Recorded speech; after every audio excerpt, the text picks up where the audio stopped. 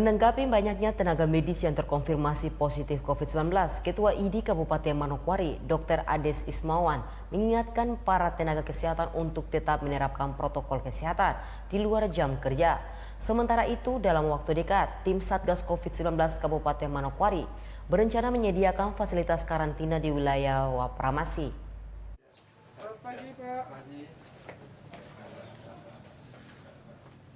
Demikian disampaikan Ketua ID Kabupaten Manokwari, Dr. Ades Ismawan belum lama ini.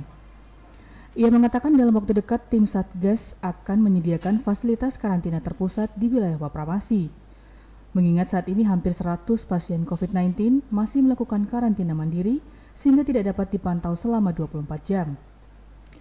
Meski demikian, dirinya berharap tenaga medis di tingkat puskesmas harus memastikan pasien COVID-19 yang melakukan isolasi mandiri di rumah memenuhi kriteria sesuai aturan yang berlaku. Sekitar bahwa kita akan ada penambahan. Dalam waktu dekat ini akan kita tambah di daerah Sogun ya, daerah Sogun, yaitu menggunakan gedung dari Peripakop kalau tidak salah, provinsi, untuk kemudian kita gunakan sebagai tempat karantina.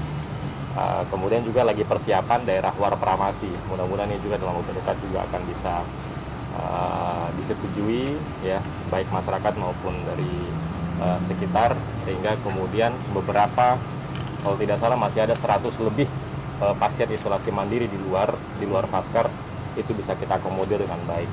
Karena isolasi mandiri ini memang di beberapa tempat dievaluasi atau sebagian besar tempat itu tidak bisa diterapkan secara disiplin. Artinya ya dipantau oleh teman-teman kesehatan, namun tidak bisa 24 jam sehingga pasien itu kadang masih tidak melakukan protokol kesehatan sesuai dengan kita harapkan. Selain itu, Ketua ID Kabupaten Manokwari ini mengingatkan agar para tenaga medis di daerah wajib disiplin menerapkan protokol kesehatan, baik pada saat bekerja maupun di luar jam kerja.